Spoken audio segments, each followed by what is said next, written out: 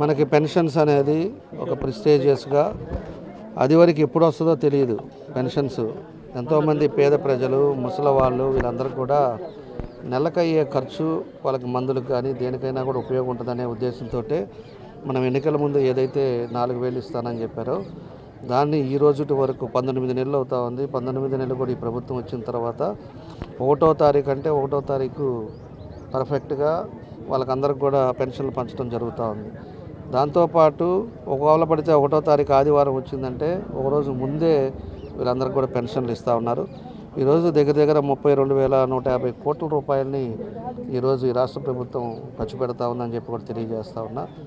అదేవిధంగా మన నియోజకవర్గాన్ని వచ్చాక 13 కోట్ల పైన ఈరోజు మన నియోజకవర్గంలో ఖర్చు పెడతా ఉన్నాం. అదేవిధంగా 124 కోట్ల రూపాయల వరకు మన జిల్లాకు ఖర్చు పెడతా ఉన్నాం. ఇవన్నీ కూడా ప్రజలు కూడా అర్థం చేసుకోవాలి. ప్రజలు మేము పోయినప్పుడు కొంతమంది ఇంకా కొంత ఇప్పుడు 60 ఏళ్ళు దాటింది, మాకు ఇంకా పెన్షన్స్ రావట్లేదు, కొంచెం పెన్షన్స్ అనేది ఇంకా ఉన్నారు. అది కూడా ముఖ్యమంత్రి గారి దృష్టికి తీసుకెళ్ళాం. దగ్గర దగ్గర 8 లక్షల మందికి ఈరోజు పెన్షన్స్ ఆగిపోయిన వాళ్ళకి, పోయినసారి గవర్నమెంట్లో ఆపిన వాళ్ళకి ఉన్నాయి. దాంట్లో కొంతమంది ఎలిజిబిలిటీ కూడా ఉండొచ్చు, అంటే కరెంటు బిల్లు కానీ, వెహికల్ ఉంది కానీ, ఇట్లాంటి సిచ్యువేషన్స్ కూడా ఉండొచ్చు.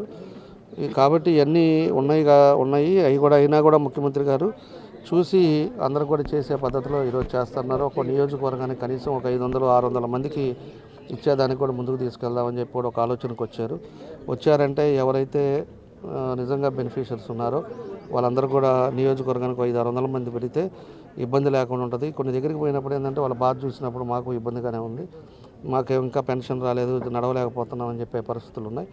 కాబట్టి 100% 14-19లో ఎక్కడైతే 100% పెన్షన్లు ఇచ్చామో తర్వాత 19-24లో వీళ్ళు కావాలని చెప్పి కొన్ని తీశారో అవి కూడా తొందరలోనే ఇస్తాం, అందరినీ ఆదుకుంటాం. ఈరోజు ప్రభుత్వం వచ్చిన తర్వాత పథకాలన్నీ కూడా ఏదైతే మొన్నటిదాకా తెగ మాట్లాడారు వాళ్ళు, అవి చెప్పారు ఇవి చెప్పారు, ఇంతవరకు ఏది చేయలేదని, అన్నీ ఆయన చెప్పిన సూపర్ 6లో అన్నీ కూడా మనం కంప్లీట్ చేసాం. ఈరోజు దగ్గర దగ్గర 65,000 కోట్ల రూపాయలు సంవత్సరానికి ఖర్చు పెట్టే కార్యక్రమాలు కూడా జరుగుతూ ఉన్నాయి.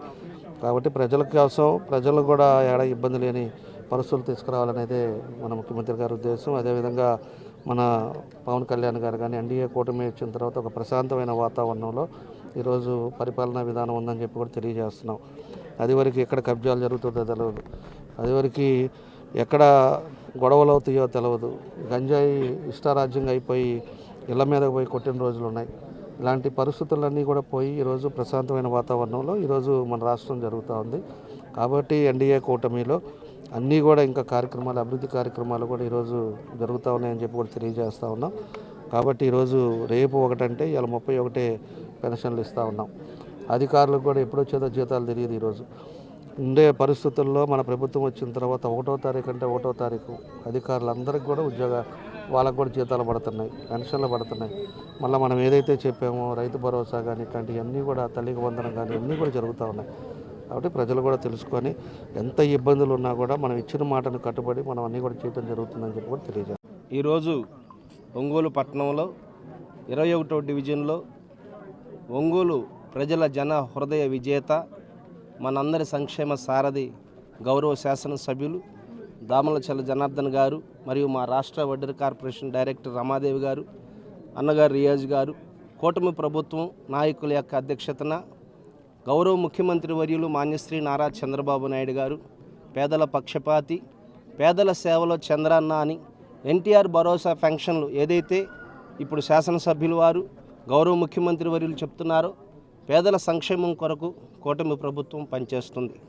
మరి ఈరోజు అవాతాతలు వృద్ధాప్యులను వారికి ఇంటికి పెద్ద కొడుకులాగా చంద్రబాబు నాయుడు గారు ప్రతి నెల పండగ సెలవులు ఇస్తే ఒకరోజు ముందుగానే, సెలవులు లేకపోతే 1వ తారీఖే గౌరవ ముఖ్యమంత్రి గారు చెప్పిన మాట ప్రకారం ప్రతి అవ్వాతాతలకు 4,000 రూపాయల పెన్షన్ అందిస్తూ ఆ కుటుంబానికి పెద్ద కొడుకులాగా అండగా నిలిచినటువంటి ముఖ్యమంత్రి గారికి, అలాగే ఈ యొక్క ఒంగోలు పట్టణంలో ప్రజల సంక్షేమం కొరకు నిరంతరం శ్రమిస్తున్నటువంటి గౌరవ శాసనసభ్యులు దామలచల్ల జనార్దన్ గారికి, కూటమి ప్రభుత్వానికి, రాష్ట్ర ప్రజలందరి తరపున వృద్ధాప్యంలో ఉన్న తల్లిదండ్రులు నిజంగా వారి ఇంటి కొడుకు వారిని ఆలనా పాలన, వారి మంచి చెడులు చూస్తారో లేదో కొన్ని ఇళ్లలో చాలా ఇబ్బందులు ఉన్నాయి.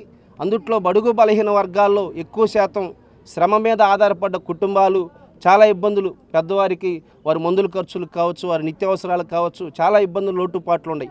ఇవన్నీ కూడా గుర్తించినటువంటి గౌరవ ముఖ్యమంత్రి వర్యులు మాన్యశ్రీ నారా చంద్రబాబు నాయుడు గారు, మరి ఉప ముఖ్యమంత్రి వర్యులు పవన్ కళ్యాణ్ గారు, యువనేత నారా లోకేష్ గారు, కూటమి ప్రభుత్వం ఆధ్వర్యంలో చక్కగా మంచి ఫంక్షన్ల కార్యక్రమం, ఒక పండుగ వాతావరణం ఒంగోలు పట్టణంలో చూస్తే ఈరోజు గౌరవ శాసనసభ్యులతో పాల్గొనటం చాలా అదృష్టంగా ఉంది. ప్రతి ఇంటికి వెళ్ళాము, వారిని పరామర్శించాము. వారిని అడిగితే వారు మా ఇంటికి పెద్ద కొడుకు చంద్రబాబు నాయుడు గారిని హర్షం వ్యక్తం చేస్తున్నారు. వారందరి తరపున కూటమి ప్రభుత్వానికి ధన్యవాదాలు తెలియజేస్తున్నాం.